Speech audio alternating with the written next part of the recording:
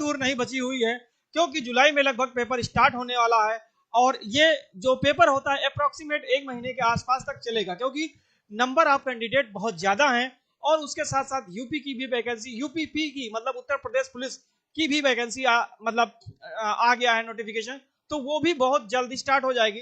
तो जो भी विद्यार्थी यूपीपी के हैं या आपसे एनटीपीसी के हैं, ग्रुप डी के हैं, वो पूरे जोश और जुनून के साथ स्टार्ट करें। और प्रैक्टिस सेट मैं आपको लेकर के आया हूं जो आप सभी के लिए ये बहुत ही रामबाण साबित होगा। ठीक है, चलिए आज हम लोग एक मोटिवेशन कोट के साथ स्टार्ट करते हैं। मंजिलें उन्हीं को मिलती हैं, मंजिलें उन्हीं को मिलती हैं जिनके सपनों में जान होती है, मंजिलें उन्हीं को मिलती हैं जिनके सपनों में जान होती है। पंखों से कुछ नहीं होता मेरे दोस्त, पंखों से कुछ नहीं होता, किससे?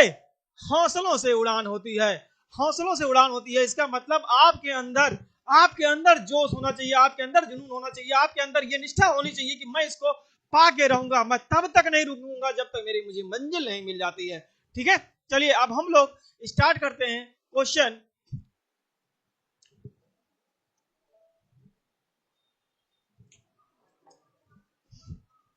ये है पहला क्वेश्चन है, निम्नलिखित शब्दों को एक सार्थक अनुक्रम में लगाएं, निम्नलिखित शब्दों को एक सार्थक अनुक्रम में लगाएं और विकल्पों में से एक उपयुक्त संख्या अनुक्रम का चयन करें। जैसे arrange the following words in a meaningful logical sequence and choose the appropriate number sequence from the alternative. ठीक है, तो आप क्या करेंगे,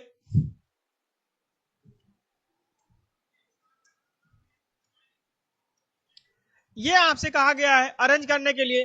तो आपसे जैसे देखिए, आवेदन है, शिक्षा आय है, शिक्षा है, वेतन है, साक्षात्कार है। इसका मतलब हुआ कि इसमें सबसे पहले क्या आएगा, उसके बाद क्या आएगा, उसके बाद क्या आएगा, उसके बाद क्या आएगा, मतलब एक क्रम में लगाना है। जैसे हम नंबर मैथ में पढ़ते हैं तो आरोही क्रम में यानी इंक्रीजिंग ऑर्डर में लगाते हैं, सिमिलर आपको यहां बताना है कि स्टार्ट हम कहां से करेंगे और लास्ट में क्या होगा। तो आप बताइए, सबसे पहले आप कोई आवेदन नहीं करेंगे, जैसे हम लोग पहले शिक्षा ग्रहण करते हैं, उसके बाद तो शिक्षा आप ग्रहण करेंगे तो आपसे क्या हो जाएगा, पहला चौथा नंबर, और चौथा अगर पहला हो जाएगा तो ये थर्ड कैंसिल हो जाएगा। यानी कि यहां से आपको ये तो समझ में आ जाएगा कि एलिमिनेशन तरीके से कि आपका इस या तो बी होगा या तो आंसर डी होगा। चलिए 4 के बाद 2 है, तो जब आपने शिक्षा प्राप्त कर लिया, तो जब शिक्षा प्राप्त कर लिया तो आप कोई ना कहीं, चाहे प्राइवेट हो चाहे पब्लिक सेक्टर हो या जो है गवर्नमेंट में कहीं पे जाओगे, तो आप क्या करोगे, 4 के बाद आप अप्लाई करोगे, मतलब आवेदन करोगे। आवेदन करने के बाद आपको साक्षात्कार, यहाँ पे देखो हम क्वेश्चन से ऑप्शन से एलिमिनेट करेंगे, यहाँ पे 6 साक्षात्कार दिया है और यहाँ 5 दिया है वेतन। तो वेतन आपको पहले तुरंत नहीं मिलने लगेगा, ठीक है, पहले साक्षात्कार यानी कि 4 to 6, और ये आपका ऑप्शन नंबर बी सही हो जाएगा, 4 to 6 आपका हो जाएगा। फिर उसके बाद स्थापन करोगे, स्थापन के बाद फिर वेतन मिलेगा, और जब वेतन मिलेगा तो वेतन जब मिलेगा आपका तो आपकी आय बढ़ेगी, यानी कि आंसर नंबर 3, ऑप्शन नंबर ये। तो आपका हो जाएगा पहले का आंसर बी। ठीक है, आपको इसमें क्या करना है, ये बहुत ध्यान देना है कि हमको क्रम से लगाना है, पहले सबसे क्या आएगा, उसके बाद फिर उसके बाद फिर उसके बाद, इस तरीके से हम लोग इस क्वेश्चन को सॉल्व करेंगे। ठीक है, अगर आपको कमेंट बॉक्स में मतलब समझ में आया है तो आप कमेंट बॉक्स में कमेंट जरूर कर दीजिए, और उम्मीद करता हूं ये समझ में जरूर आया होगा। अगर कोई प्रॉब्लम आती है, कोई दिक्कत है, तो आप कमेंट जरूर करिएगा, बाद में जो देख रहे हैं बाद में भी कर दिए, ताकि हम लोगों को पता चल जाए कि हाँ आपको समझ में आ रहा है या नहीं आ रहा है। चलिए नेक्स्ट पे चलते हैं। क्वेश्चन नंबर सेकंड है, सेकंड क्या कह रहा है आपसे, if in a certain code दिया गया है आपको, कलर मैं दूसरा ले लेता हूं ताकि आपको समझाने में थोड़ा सा अच्छा रहे, इसका जो है रिटर्न किया गया है इसके साथ में, देन हाउ विल, तो आप क्या करेंगे, चलिए ठीक है, तो इसमें क्या होगा, अब मैं इसको लिख ले रहा हूं, क्या लिखा हुआ है, SKYJA सी किंग। ठीक है, अब आपसे मैंने पहले बोला था कि जब नंबर ऑफ लेटर ज्यादा हो तो उसका पार्टीशन कर लीजिए। अगर आप पार्टीशन कर लेंगे तो आप आसानी से उसका आंसर बता सकते हैं। जैसे आप इसमें देखिए कितने हैं, लगभग 10 है, तो इसको 5 में कर दिया। अब इसका जो कोडिंग दिया गया है वो ए जे वाई के एस जी एन आई के और सी। अब इसको भी पार्टीशन कर लिया, मान लो आपने क्या कर लिया, पार्टीशन कर लिया। अब आप बताइए कि क्या किया गया है। तो ये एस है, ठीक है, ये एस है, तो ये एस है, ठीक, ये के है, ये वाई है, ये जे है और ये ए है। मतलब आपको पार्टीशन करने के बाद में वर्टिकली अपोजिट चल रहे हैं। तो सेम यहां पे ये सी आ जाएगा, ये के आ जाएगा, ये आई है, ये एन है और ये जी है। तो सेम आपको, आप जैसे कोड दिया गया है सेम आपको अगले के लिए अप्लाई करना है। और अगला है आपका C H E A P जे ए सी के और यस। आप पहले 5 पार्ट में, 2 पार्ट में डिवाइड कर दीजिए। तो इसका ऐसे लिख लीजिए, इसका ऐसे लिखते चले जाइए। तो ये आपका P हो जाएगा, ये A हो जाएगा, ये E हो जाएगा, ये H हो जाएगा, ये C हो जाएगा, PAE और PAE। तो ये आपका ऑप्शन गलत हो जाएगा। बाकी सब में हम आगे बात करते हैं। यहां यस हो जाएगा, K हो जाएगा, C हो जाएगा, A हो जाएगा और G हो जाएगा। तो आप बताइए आपको समझ में आया या नहीं आया। क्या करना है, पहले आप नंबर ऑफ लेटर जब ज्यादा है तो मैंने 2 पार्ट में ब्रेक कर दिया। 2 पार्ट में ब्रेक करने के बाद आप वर्टिकली, आपको नंबर ऑफ लेटर सेम है, केवल वर्टिकली अपोजिट कर दिया गया, मतलब वर्टिकली कर दिया गया। तो आपका यहाँ पे यस आ गया, ये क्या आ गया, ये सी आ गया, ये आ गया और ये जे आ गया। तो यहाँ पे क्या आया है, P A E H C, P A E H C यहाँ पे भी है, P A E H C यहाँ पे भी है, P A E H C यहाँ पे भी है। चलो ठीक है, अब यहाँ पे सी है, यहाँ पे 4 ही बचे हैं तो ये तो भी कैंसिल हो जाएगा। अब एस के सी ए जे, पहला ऑप्शन आपका सही हो जाएगा। ठीक है, तो उम्मीद करता हूं कि ये क्वेश्चन आपको समझ में जरूर आया होगा, क्योंकि ये क्वेश्चन बहुत ही अच्छा और बहुत अच्छे इस तरीके से क्वेश्चन पूछे गए हैं। तो इस तरीके से ये आपके लिए क्वेश्चन आपका रामबाण साबित हो सकता है और ये एग्जाम के पॉइंट ऑफ व्यू से भी बहुत इंपॉर्टेंट है। चलिए नेक्स्ट क्वेश्चन पे हम लोग ध्यान देते हैं। पुष्प के मध्य में स्थित मादा प्रजनन, ये सॉरी अब वो आ गया आपका साइंस का क्वेश्चन आ गया था। मैं आपको ये क्वेश्चन करवाता हूं जो आपका रीजनिंग का है। उसी समय उसी सही विकल्प को चुने जो निम्नलिखित श्रृंखला को पूरा करेगा। उस सही विकल्प को चुने जो निम्नलिखित श्रृंखला को पूरा करेगा। कैसे, जैसे आपसे कहा गया है 4 8 इतना इतना, तो आप एक काम करिए, आप लिख लीजिए 4 8 12 24 18 आगे पूछा गया है। तो आपको यह ध्यान रखना है, इसको खुद से मल्टीप्लाई करेंगे तो 2 से हो रहा है, इसको करेंगे तो 2 से आ रहा है, इसका मतलब आगे भी 2 से करेंगे तो ये आपका 36 हो जाएगा। ये आपको ध्यान देने वाली चीज है कि यहां से आप मल्टीप्लिकेशन कर रहे हैं तो 4 2 8, अब यहां से ये डिफरेंस, ये गड़बड़ हो जाएगा। अगर ये चीज लेकर के आएंगे तो ये गड़बड़ हो जाएगा कि यहाँ प्लस माइनस हो रहा है। तो जो ट्रिक फॉलो कर रही है आपको सेम आपको बताना है, ताकि गलती से भी आपका नंबर, आप क्वेश्चन गलत ना हो जाए। ठीक है, चलिए आगे ध्यान देते हैं।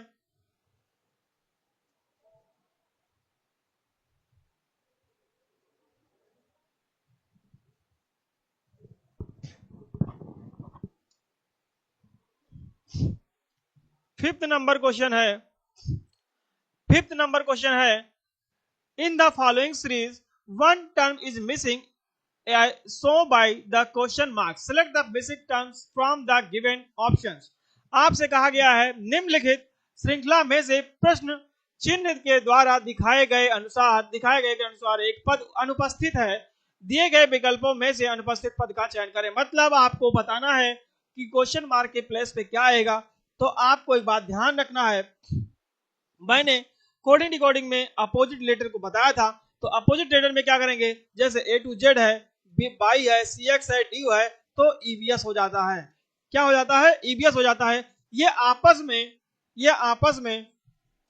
क्या है, ये आपस में अपोजिट लेटर में भी है, अपोजिट लेटर में है, ठीक है। तो इस बात को ध्यान रखिएगा कि हमें किस तरीके से क्वेश्चन का आंसर देना है, ठीक है। चलिए, अब इसमें कुछ नहीं है, जैसे ए टू जेड, ए का अपोजिट जेड होता है, बी का अपोजिट वाई होता है, सी का अपोजिट एक्स होता है, डी का अपोजिट डब्ल्यू होता है। तो इस तरीके से आपको क्वेश्चन लगा लेंगे, ठीक है। चलिए नेक्स्ट क्वेश्चन पे ध्यान देते हैं। 7 नंबर क्वेश्चन है। 6 नंबर, आपसे कहा गया है if plus means divide, divide means minus, minus means multiplication, multiplication means plus, then this number क्या वैल्यू होगी। तो आप देखते हैं क्या करना है, आपसे कहा गया है, पहले हम पूरा नंबर लिख लेते हैं। तो 10 + 5 डिवाइडेड बाई 7 -4 × 30, यह आपको दिया गया है। अब आपसे कहा गया प्लस का अर्थ डिवाइड है, तो 10 डिवाइडेड बाई 5, और डिवाइड का अर्थ आपका माइनस है, तो -7, और माइनस का अर्थ है मल्टीप्लिकेशन यानी कि 4, और मल्टीप्लिकेशन का अर्थ है, मल्टीप्लिकेशन का अर्थ क्या है, प्लस, तो आप प्लस 30। अब आप क्या करेंगे, आप यहां से अब इसको सॉल्व कर लीजिए। सॉल्व करेंगे तो ये आपसे 10 डिवाइडेड बाई 5 करेंगे तो ये 2 आ जाएगा, और यहाँ 7 4 जा 28 होता है, और ये प्लस 30 होता है। तो अब क्या करेंगे, तो 2 - 28 + 30, तो ये आपका प्लस है, ये भी प्लस है, तो ये आप ऐड कर लीजिए, तो आप जगह हो जाएगा 32 - 28, तो ये आपका पास बचेगा 4, ठीक है। तो इस तरीके से आपका आंसर पहला हो जाएगा, ठीक है। अब आपको ये समझ में जरूर आया होगा क्या करना है, कि ये कहा गया है, इंडिकेट किया गया है, दिखाया गया है, संकेत किया गया है कि प्लस का अर्थ डिवाइड है, मतलब जहां पे प्लस का सिंबल है वहां पे आपका क्या करेंगे, डिवाइड का साइन यूज करेंगे। जहां पे डिवाइड का अर्थ है वहां पे माइनस का यूज करेंगे, जहां पे माइनस का अर्थ मल्टीप्लिकेशन यूज करेंगे, और जहां पे मल्टीप्लिकेशन है वहां पे डिवाइड का सिंबल यूज करेंगे। तो सेम मैंने आपको पहले क्वेश्चन लिख लिया है, उसके बाद उसको अकॉर्डिंग टू सिंबल लिख लिया है, फिर उसको सॉल्व किया है, ठीक है। तो दोस्तों आप सभी को ऐसे ही सॉल्व करना है ताकि आप अच्छे से सॉल्व कर सके और जो आपका आंसर हो वो सही हो सके, ठीक है। चलिए आगे चलते हैं, देखते हैं हमारे में नेट वो चल रहा है कि नहीं चल रहा है।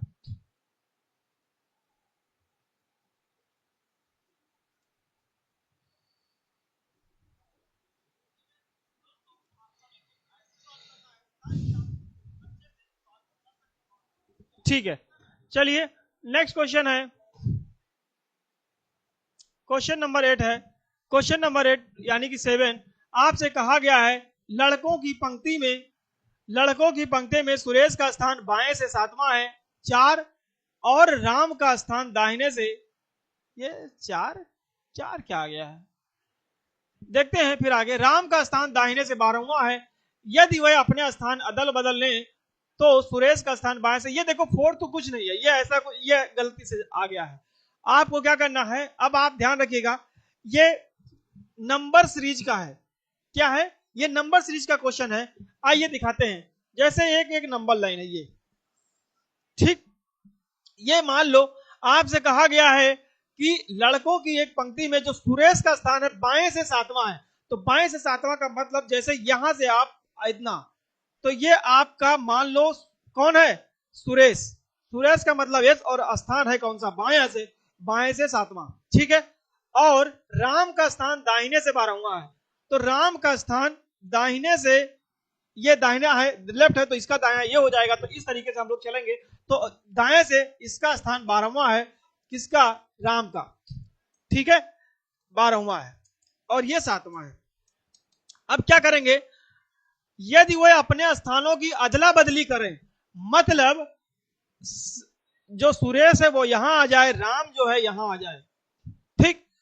तो सुरेश का स्थान बाएं से 22वां होगा, तो सुरेश यहां 7वां था, यहां जब सुरेश बैठा तो हो गया 22वां, ठीक। और राम का यहाँ पे कितना है इससे कोई फर्क नहीं पड़ता है।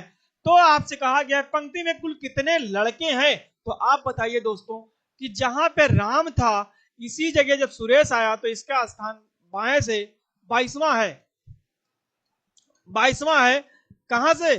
बाएं से, बाएं से 22वां है। तो आप बताइए कि ये 12वां दाएं से था, तो इसके दाएं हैं कितने? 12वां तो ये हो गया, इसके दाएं कितने बचे? ये इसके दाएं बचे दोस्तों 11 और 22 इधर बाएं से था, तो 22 प्लस 11 यानी 22 प्लस 11 आपका हो जाएगा 33। तो आपका आंसर नंबर सी हो जाएगा। ठीक है, ये आपको क्वेश्चन बहुत इंपॉर्टेंट है और ऐसे क्वेश्चन एग्जाम में पूछे जाते हैं। ठीक है, चलिए नेक्स्ट क्वेश्चन ध्यान देते हैं।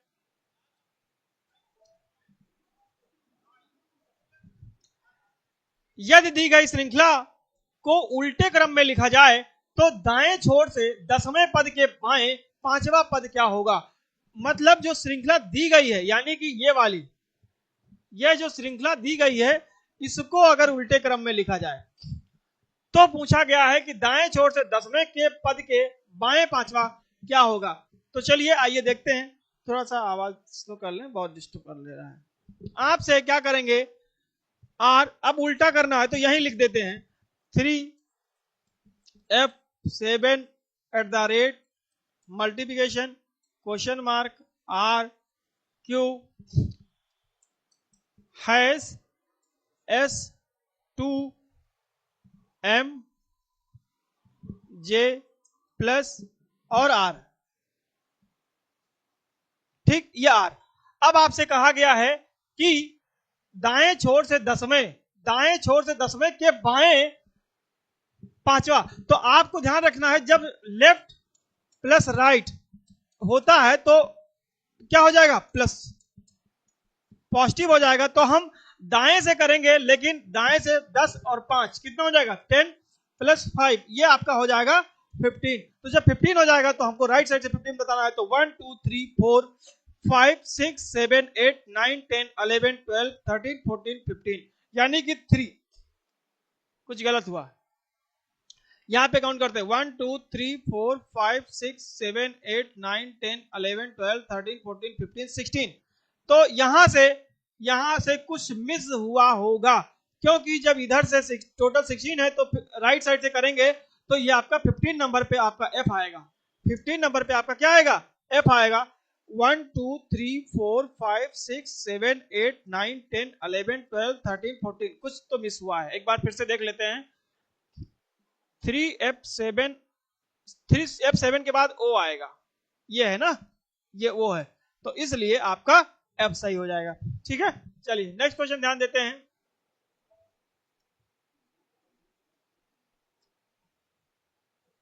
टेन नंबर, पासे का घन के साथ जो संबंध है वही संबंध गेंद का निम्नलिखित में से किससे है? तो ये question dice is related to the cube in the same way as ball is related to dash. तो आप क्या करेंगे, जैसे गेंद क्या होता है, जो पासा होता है वो क्यूब होता है, जो पासा होता है वो क्या होता है? क्यूब होता है। अब आप क्या करेंगे, तो आप देख लीजिए पासा जो है घन है, तो गेंद क्या हो जाएगा? गोला हो जाएगा। ठीक है, तो गोला का मतलब स्फेयर। आंसर नंबर बी सही हो जाएगा। ठीक है, चलिए नेक्स्ट क्वेश्चन पे ध्यान देते हैं।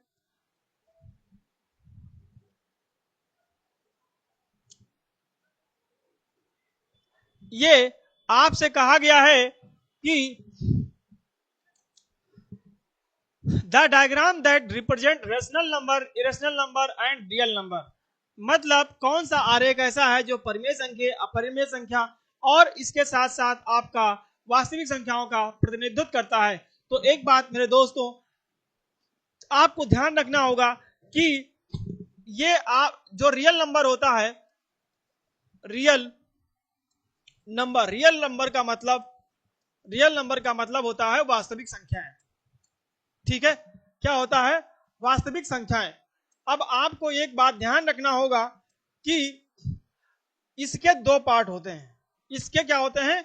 दो पार्ट होते हैं। दो पार्ट में होता है, एक होता है रेशनल नंबर, एक होता है रेशनल नंबर, एक होता है इरेशनल नंबर। ठीक है,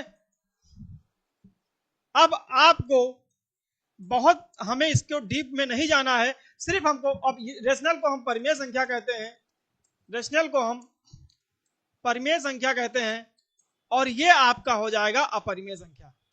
ठीक है, ये क्या हो जाएगा, अपरिमेय संख्या हो जाएगा।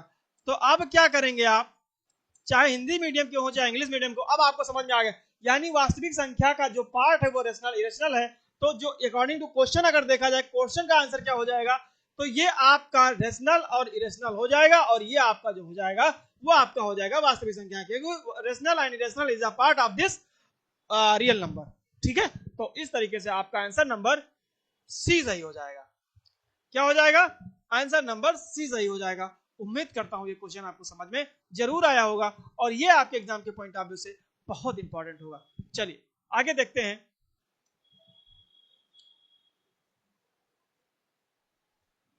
12 नंबर क्वेश्चन है, ये एग्जाम के पॉइंट ऑफ व्यू से बहुत ही इंपॉर्टेंट है। ये भी क्वेश्चन इस तरीके से आते हैं, कहा गया है according to the given Venn diagram the total number of non athletic and discipline boy. अब आपसे कहा गया है कि दिए गए वेन आरेख, मतलब वेन आरेख जो ये है के अनुसार गैर खिलाड़ी और अनुशासित लड़कों की संख्या कुल कितनी है। तो आप क्या करेंगे, डिसिप्लिन, ये जैसे ये है, ये आपका दिया गया है डिसिप्लिन का, रेक्टेंगल दिया गया है, किसका, डिसिप्लिन का दिया गया है।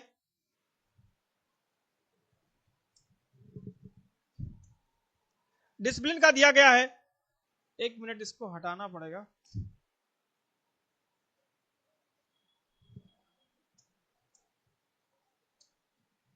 पहले मैं बता देता हूं, छोड़ो, ये आपको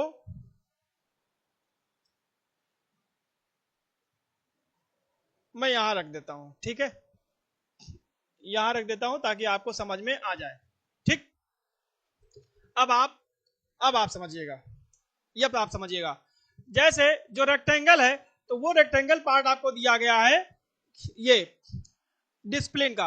अब आपसे कहा गया है कि non athletic and discipline boy, आपसे कहा गया है कि डिसिप्लिन नॉन डिसिप्लिन, तो आपसे क्या हो जाएगा कि आप बता दीजिए according to the given Venn diagram the total number of, कौन से, नॉन एथलेटिक। अब नॉन एथलेटिक कौन से हैं, तो नॉन एथलेटिक मतलब ये एथलेटिक है, तो एथलेटिक में अब आप ये देख लो, ये पहले पूरा एथलेटिक का वो बना लो। अब ये भैया हो गए एथलेटिक। अब आपसे कहा गया नॉन एथलेटिक, इसका मतलब आपका जो ये पार्ट बचा हुआ ये नॉन एथलेटिक हो जाएंगे। बोलिए, बात समझ में आई कि नहीं आई। ये आपको जो सर्किल है वो सर्किल दिखाता है किसको, एथलेटिक को। आपसे क्वेश्चन क्या गया, non athletic and discipline boy, तो एंड डिसिप्लिन बॉय, तो डिसिप्लिन बॉय का मतलब ये तो आपसे क्या कहा गया है कि आपको बताना है कि टोटल नंबर ऑफ, तो टोटल नंबर ऑफ जो नॉन एथलेटिक हैं उनका इसके साथ बताना है कि जो नॉन एथलेटिक हैं और डिसिप्लिन है, तो आप क्या बताएंगे, बताइए। नॉन एथलेटिक और डिसिप्लिन, तो नॉन एथलेटिक आपके क्या है 10 और 11, और डिसिप्लिन का क्या है, लड़कों की कुल संख्या बॉयज, तो ये आपकी कितने हैं, ये 9 है। बॉयज कितने हैं, 9 है। नॉन गैर अनुशासित खिलाड़ी यानी नॉन एथलेटिक अनुशासित लड़कों की कुल संख्या। ठीक है, तो आप क्या करेंगे, ये आपका 10 तो हो जाएगा जो नॉन एथलेटिक हैं, 10 और 1 11, और 11 और 9 20, यानी कि ये लड़कों के साथ में भी बोला है, तो ये आंसर नंबर आपका 20 हो जाएगा। 10 + 1 + 9, बोलो बात समझ में आई कि नहीं आई। क्योंकि ये आपसे बोला नॉन एथलेटिक, तो ये 10 और 1 नॉन एथलेटिक है, बात समझ में आई कि नहीं आई। अब उसके साथ साथ ये बोला है कि डिसिप्लिन, तो डिसिप्लिन आपका क्या है, रेक्टेंगल, तो रेक्टेंगल में ये आते हैं जो कि नॉन डिसिप्लिन है, ओ सॉरी नॉन वो है नॉन डिसिप्लिन है, नॉन एथलेटिक है। ठीक है, एथलेटिक किसको दर्शाता है, सर्किल को, तो सर्किल में ये नहीं आते, 10 और 11 नहीं आते हैं। लेकिन वो बॉयज लड़कों की भी बोला है, तो लड़कों को ऐड करेंगे तो ये आ जाएगा आपको 10 + 1 + 9। तो आपको समझ में आ गया होगा। चलिए नेक्स्ट क्वेश्चन चलते हैं।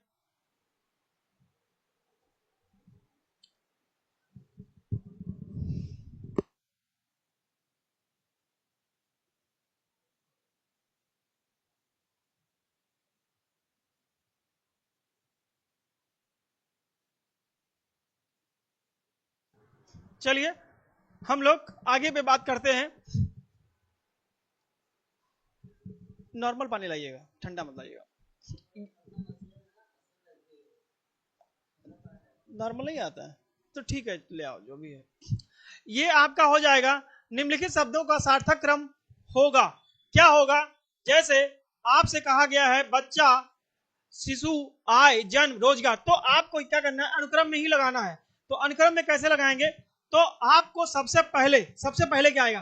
तो जो बच्चा, बहुत शिशु, शिशु का मतलब होता है कि 0 से 2 साल, यानी कि उससे और कम की एज में, मतलब जैसे 1-2 महीने का बच्चा, उसको शिशु कहते हैं। यानी कि आपका 6 पहले आ जाएगा।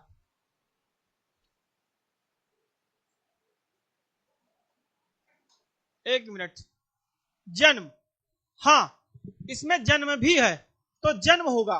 तो जन्म होगा यानी कि 3। उसके बाद बच्चा यानी शिशु। अब शिशु के बाद बच्चा, 3, 6, 1 किसमें है? 3, 6, 1 आपको दोनों में है। ये तो देखो कैंसिल, बी और सी कैंसिल हो जाएगा, इसमें दोनों में है।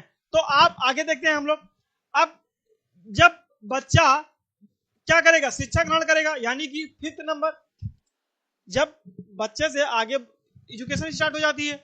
अब एजुकेशन करने के बाद अब क्या करेगा? रोजगार होगा, यानी कि 5, 3, 6, 1, 5। ये सब देखो, ये सबसे बड़ी बात है। यहाँ भी मिल रहा है, यहाँ पे भी मिल रहा है। यहाँ 4, 2, यहाँ 2, 4 है। तो 2, 4 क्या आएगा? रोजगार हो जाएगा, तब आपको आय मिलेगी, यानी कि पहले 4 फिर 2, यानी कि सेकंड डी नंबर आंसर। इस बात को ध्यान रखना है, क्योंकि आपको पहले आय नहीं होगी जब रोजगार मिलेगा। पहले रोजगार मिलेगा, उसके बाद आय आएगी। ठीक है, तो इसके लिए आपका आंसर नंबर डी सही होगा। ठीक है, चलिए नेक्स्ट क्वेश्चन पे ध्यान देते हैं। 14 नंबर। थैंक यू भैया, थोड़ा सा हम पी लें।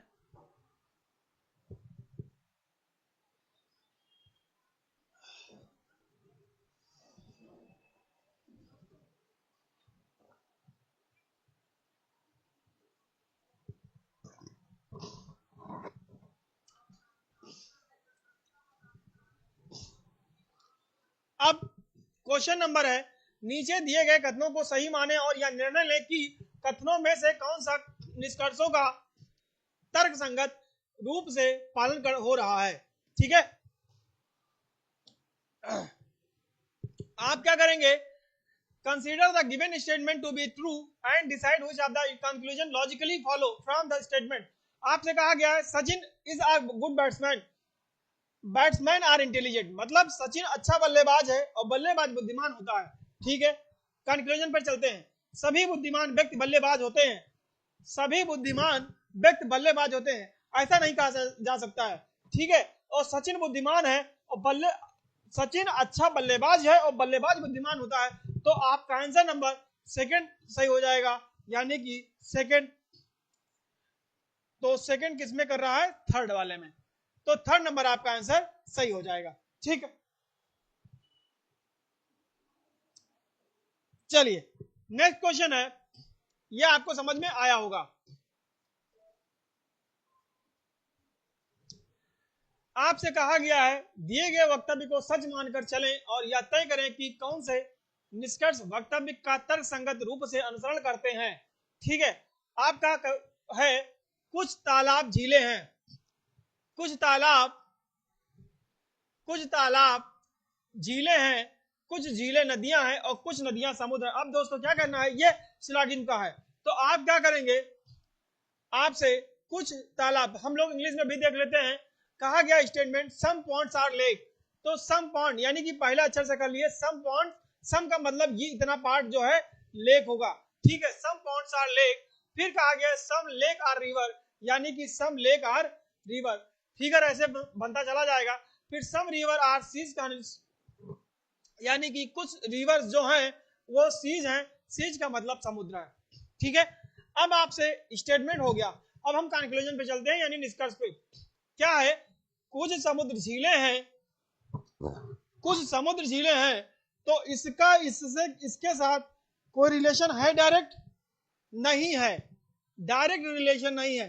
आपको यही ध्यान रखना है, डायरेक्ट रिलेशन नहीं है। आगे चलते हैं। कोई समुद्र झील नहीं है, कोई समुद्र झील नहीं है, तो इसमें दोस्तों, इसमें क्या होता है कि आइदर आर की कंडीशन होती है जब सेम होते हैं कुछ और ना के। ठीक है, जैसे देखिए, समुद्र झील, समुद्र झील, कुछ कोई, तो आपसे क्या करना है, कह रहा है कि कुछ समुद्र झीलें हैं, तो या तो होंगे और या तो नहीं होंगे।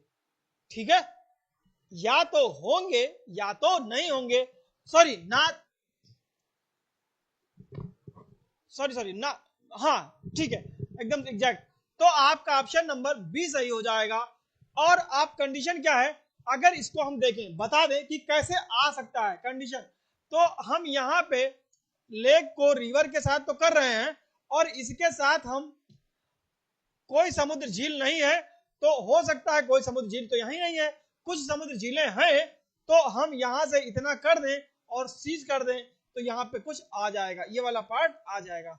तो इसलिए अगर आइदर आर की कंडीशन में देना है तो हम लोग ऐसे बना सकते हैं, नहीं तो फिगर एक्चुअल यही बनेगा। ठीक है, चलिए आगे चलते हैं। क्वेश्चन नंबर नेक्स्ट है, consider the given statement as true and decide which of the given conclusion can definitely be drawn from the given statement. मतलब क्वेश्चन आपसे कह रहा है कि नीचे लिखे कथन को सत्य मानते हुए यह निर्णय करिए कि इससे निश्चित रूप से कौन सा निष्कर्ष निकाला जा सकता है। ठीक है, अब आप क्या करेंगे, कह रहा है statement all dog are cat, तो सेम आपसे लॉगिन का ही है, तो ऑल डॉग आर कैट, तो अगर ऑल की कंडीशन आएगी तो ऐसा फिगर बनेगा। ठीक है, all cat are bat, all cat are bat. अब इसके साथ क्या होगा, अब हम लोग निष्कर्ष पर चलते हैं। तो ऑल बैट आर कैट, तो ऑल डॉग आर बैट हैं, लेकिन क्या सभी बैट डॉग हो जाएंगे? ये नहीं होगा। कभी भी जो बाहर वाला पार्ट है वो अंदर का सब पूरा सेम नहीं हो जाएगा, पहले वाला हो जाएगा। ठीक है, तो ये आपका गलत हो जाएगा। All dog are bat, all dog are bat, हाँ ये तो कहा ही गया है। ठीक है, तो इसका मतलब सेकेंड आंसर आपका सही हो जाएगा। ठीक, चलिए हम लोग नेक्स्ट पे चलते हैं। 17 नंबर क्वेश्चन पे, some birds are eagle, some birds are eagle. ठीक, अब आपसे कहा गया है some eagle are birds, some eagle are bird, तो ये तो वैसे बन जाएगा सभी बाज चील हैं। एक मिनट, स्टेटमेंट इसका यहां पे है, क्या कह रहा है, some eagles are kite, all kite are bird, मतलब ऑल काइट आर बर्ड, ये आपसे कहा गया सभी भी बाज चील हैं, तो जितने भी ईगल हैं वो सभी आपके क्या हैं, सम ईगल्स आर इतना, ऑल काइट आर बर्ड। चलिए हम लोग, इंग्लिश में कुछ एरर दिख रहा है, हम लोग इसमें चलते हैं। सभी बाज चील हैं, तो सभी बाज चील हो जाएंगे। ठीक, ऐसा बन जाएगा फिगर। फिर कहा गया है सभी चील पक्षी हैं, तो सभी चील पक्षी, मतलब फिगर ऐसे बनेगा। ठीक, अब ये आपका एक्चुअल फिगर हो गया। अब आपसे क्या कहा गया है, इसको इरेज कर दीजिए, इसकी कोई जरूरत नहीं है। अब क्या कहा गया है, कुछ पक्षी बाज हैं, तो कुछ पक्षी, जैसे ये सब ऑल भी बाज आर पक्षी हैं, तो कुछ वाले तो होंगे ही, तो कुछ वाले होंगे, पहला सही हो जाएगा। कुछ बाज पक्षी हैं, तो कुछ बाज पक्षी हैं, भाई जब सब का सब है तो कुछ तो होगा ही होगी, यानी कि ऑप्शन पहला और दूसरा दोनों सही होगा, आंसर नंबर डी। ठीक है, चलिए हम लोग अगले क्वेश्चन पे चलते हैं। 18 नंबर क्वेश्चन, 18 नंबर कहा गया है कि ये सिलॉगिज्म के ही सब आ गए हैं क्वेश्चन, तो ये प्रैक्टिस सेट ही है, ठीक है। इसमें अपने मन से कुछ नहीं किया, जो भी करवा रहा हूँ वो जो आया हुआ है क्वेश्चन वही करवा रहे हैं। तो नीचे लिखे गए कथन को सत्य मानते हुए ये निर्णय करिए कि निश्चित रूप से कौन सा निष्कर्ष निकाला जा सकता है। कथन है कोई कुत्ता बिल्ली नहीं है, तो ऑल राइट्स, कोई कुत्ता बिल्ली नहीं है, तो आपने क्या किया, कुत्ता यानी डॉग, तो लिख लो, हिंदी में लिख देते हैं कुत्ता, कोई कुत्ता बिल्ली नहीं, मतलब इनका आपस में कोई रिलेशन नहीं है, ठीक, इनका आपस में कोई रिलेशन नहीं है। कुछ बिल्लियां चूहे हैं, तो कुछ बिल्लियां चूहे हैं, ठीक है, कुछ बिल्लियां चूहे हैं, सभी चूहे सुअर हैं। तो ये आप कंडीशन ध्यान रखिएगा, फिगर अगर आपको समझ में आ गया, फिगर अगर आपसे बन गया तो आंसर आप एकदम सही करेंगे, ठीक है, ये आपका फिगर हो गया। लेकिन यहां देखिएगा कुत्ते का रिलेशन इन सब में से किसी से नहीं है, कुत्ते का रिलेशन इन सब में से, डॉग का रिलेशन इन सब में से किसी से नहीं है। अब आप चलती है निष्कर्ष पे, सभी कुत्ते चूहे हैं, ठीक है, तो जब कुछ नहीं है तो सभी का कैंसिल हो जाएगा, पहला होगा ही नहीं। सभी सुअर चूहे हैं, सभी सुअर चूहे हैं, तो हमने बताया था कि ये वाला पार्ट इसका सारा हो सकता है, लेकिन ये वाला सारा नहीं हो सकता, सभी नहीं हो सकते, इसका मतलब ये वाला आपका भी गलत है। कुछ सुअर बिल्ली हैं, तो आपको ये ध्यान रखना, कुछ सुअर यानी ये पूरा सुअर है और ये बिल्ली पार्ट, तो ये सही है आपका, तो थर्ड सही हो जाएगा। और कोई सुअर कुत्ता नहीं है, तो कोई सुअर कुत्ता है या नहीं है, ये आपको डिसाइड नहीं करता है कि एकदम एग्जैक्ट है या नहीं है, हम इसका बन भी सकता है नहीं भी बन सकता है। तो आप पहले आप किसको ऑप्शन देंगे, ऑप्शन नंबर ओनली थर्ड, यानी कि बी नंबर, ये आपका बी ऑप्शन एकदम एग्जैक्ट सही हो जाएगा, ठीक है। चलिए नेक्स्ट क्वेश्चन पे चलते हैं। 19 नंबर क्वेश्चन है, आपसे कहा गया है सभी बढ़ई कर्मचारी हैं, सभी कर्मचारी मेहनती हैं, तो एक काम कहा करिए, ये भी इसी का है, तो आप चलिए लगा देते हैं। आपसे कहा गया है यहां पे ऑल कारपेंटर आर वर्कर, तो आर कारपेंटर यानी सी, और ये सभी वर्कर हैं, तो आपने ऐसे फिगर बना लिया। कहा गया all worker are hard working, मतलब कि जितने बढ़ई हैं, जितने कर्मचारी हैं वो सारे मेहनती हैं, ठीक है, तो all worker are hard worker हैं, मेहनती हो गए। अब कंक्लूजन क्या है, all the hard working people are worker, तो ये वाला कभी ऐसा नहीं होता है, तो ये आपका पहला वाला ऑप्शन तो गलत हो जाएगा, ठीक। दूसरा क्या है, all the carpenter are hard working, all carpenter the hard working, तो ये सही हो जाएगा, यानी कि option number only second follow, ठीक। तो आपको ये समझ में जरूर आया होगा। एक यहाँ पे आ गया है क्वेश्चन साइंस का, तो करवा देते हैं, क्या करना है आइए देखते हैं। जीवाश्म ईंधनों का दहन का मुख्य कारण क्या है, तो जीवाश्म ईंधनों का दहन का मुख्य जो कारण है वो आपका nitrous oxide, nitrogen oxide, sulphur dioxide और नाइट्रिक ऑक्साइड, इसका आप लोग कमेंट बॉक्स में आंसर दीजिएगा, ठीक है। चलिए मैं चलता हूं नेक्स्ट क्वेश्चन पे।